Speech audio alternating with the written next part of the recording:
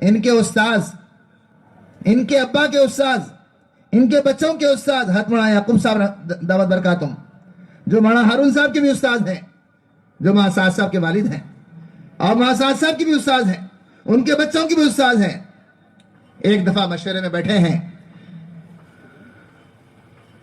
اور یہ بات سب مل کر سمجھا رہے ہیں سعد صاحب کو، مولوی صاحب کام کا رخ بدل رہا ہے اور بہت ساری باتیں آپ بیانات کی رو میں کہہ دے رہے ہیں، یہ مناسب نہیں ہے، اس کو ذرا سا نظر ثانی فرما لیں۔ مولانا جلال میں آ گئے، کون؟ جی وہ فرد جو ان کے باپ کے، ان کے بچوں کے استاد ہے۔ استاد کا مقام ابھی بتایا، جو باپ کا مقام ہوتا ہے اس سے بڑا مقام استاد کا ہوتا ہے، جس نے دین اور علم سکھلایا ہو۔ وہ کہہ رہے ہیں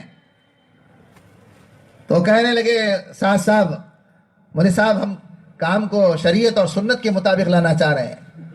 تو مولانا یعقوب صاحب نے فرمایا، مولوی صاحب کام پٹری سے اتر چکا ہے، آپ کے بڑے شریعت اور سنت آپ سے زیادہ جانتے تھے، کام کو اس رخ پر وہ لوگ ڈال گئے، اس رخ پر چلائیے۔ کہنے لگے ہم کام کو سنت شریعت پہ کریں، آپ پٹری سے اترا، آپ کا دماغ سٹیا گیا۔ کوئی بیٹا باپ سے کہے، میرے دوست بزرگوں یہ بہت محرومی کی بات۔ جن کی 60 سال کی زندگی لگی، ان کو بولے جہنم میں جاؤ۔ تمہارے بزرگ بولے بھائی ہم تو تھے جہنم والے راستے پہ، تبلیغ میں لگے جنت میں جانے کے شوق سے، اب یہاں پہ بھی آنے کے بعد جہنم میں جانا رہا تو پھر اب راستہ کون سے؟ تو کیا کیسی بات ہے؟ وہاں یعقوب صاحب یہ 3 مہینے کا جو جوڑ ہوتا، انہوں نے بالکل شمشیر برہانہ ہے، تو انہوں نے بولے یہاں کوئی امیر نہیں ہے اور یہاں کوئی بڑا نہیں۔ دوسرے دن بیان میں شروع کر دیا، وہ پاگل ہیں جو کہتے ہیں یہاں کوئی بڑا نہیں، یہاں کوئی امیر نہیں۔ کس کو بول رہے ہیں؟ آپ کے استاد محترم ہیں، آپ کے ابا جان کے استاد ہیں، اور بخال حاجی صاحب کے، آپ کے دادا کے سچے عاشق ہیں۔ اور مولانا یعقوب صاحب کئی دفعہ بولنے لگے مولانا کو کمرے میں کہ مولانا کام نہج سے ہٹ رہا، تو مولانا کا صاف ستھرا جملے اور الفاظ تو ایسی بھرمار ہیں لوگ سن کے بے ہوش ہونا۔ مولانا بولتے کہ ہم کام کو سنت پر لانا چاہتے ہیں، تو اس کا مطلب یہ ہوا کہ تینوں بزرگاں سنت کے خلاف تھے، تمہارے دادا، تمہارے پردادا سب سنت کے خلاف تھے۔ جب مولانا یعقوب صاحب بولتے گئے مولانا کام نہیں چل رہا، تو بس ایک ہی جملہ، ہم تو کام کو سنت پر لانا چاہتے ہیں۔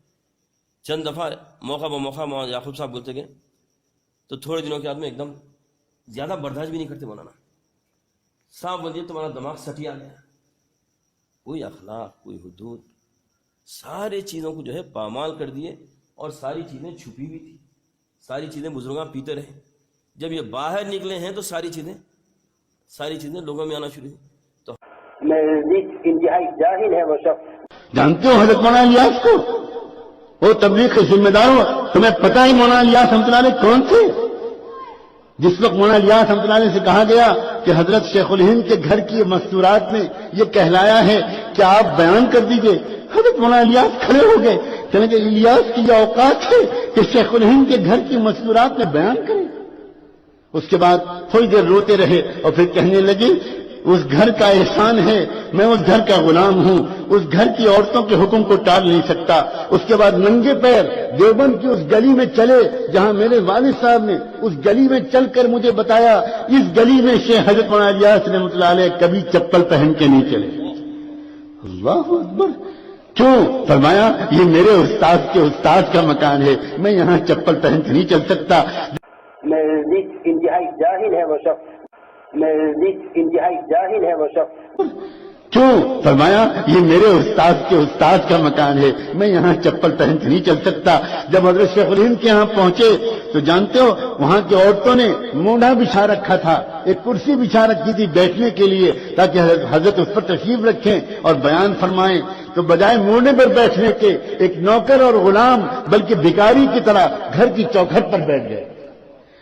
گھر کی عورتوں نے کہلوایا حضرت سے کہو کہ اوپر آ کے بیٹھیں، کہنے لگے میں اس گھر کا غلام ہوں، میں چوکھٹ سے آگے نہیں بڑھ سکتا۔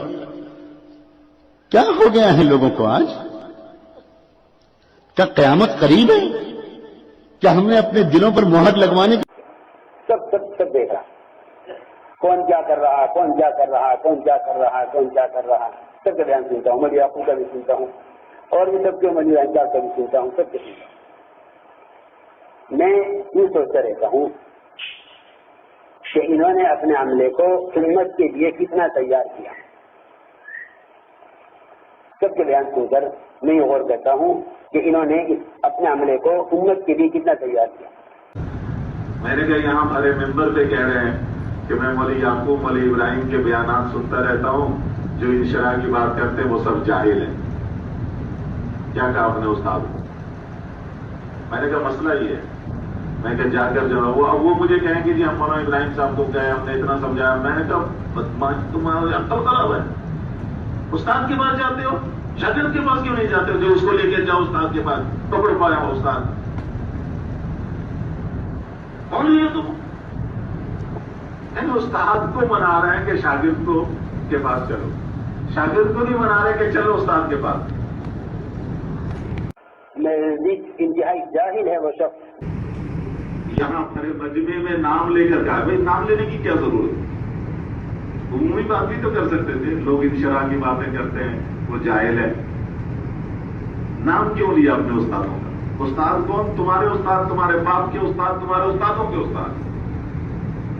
مولانا یعقوب صاحب، مولانا ابراہیم صاحب، ان کے والد کے بھی استاد ہیں۔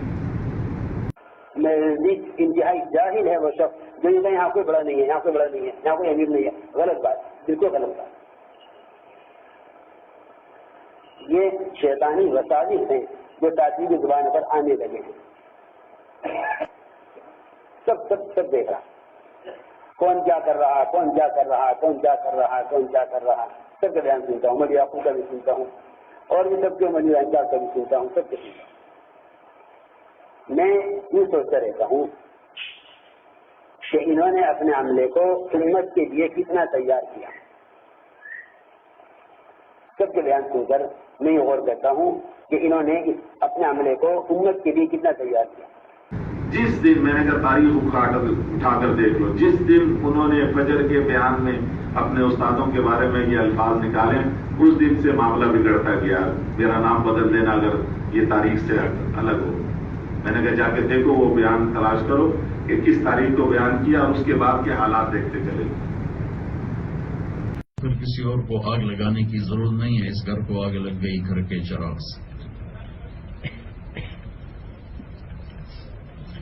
جو اس وقت توڑ پیدا ہوا ہے، اس کے پیچھے زبان ہے، زبان کی شدت، بد اخلاقی، بدتمیزی۔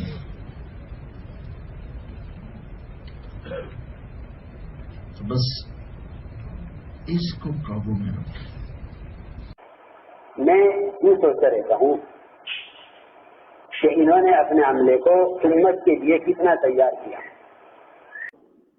علماء نے لکھا ہے کہ ان کا ایمان سلب ہوا اسامہ کی توہین کی وجہ سے۔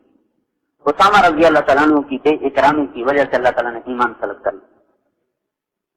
ابھی چھوٹے چھوٹے نوجوان ہیں، مولانا یوسف صاحب کے زمانے کے ساتھیوں کو کہتے ہیں ان کو ہم نے کام سمجھانا ہے، جن کو نہ آگے کا پتہ نہ پیچھے کا پتہ، وہ کام سمجھا رہے ہیں۔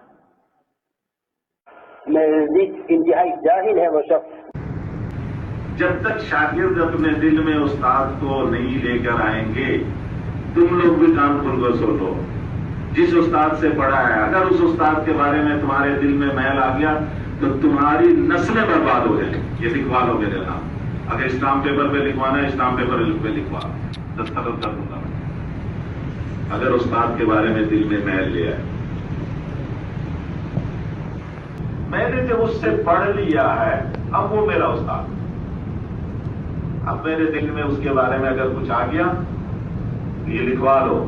مولوی عبدالرحمان صاحب کے استاد کو شاگرد کے لیے بد دعا کرنے کی ضرورت نہیں ہوتی، خود بخود کام چل رہا ہوتا۔ استاد کی آہ جو ہے نسلیں تباہ کر دیتی۔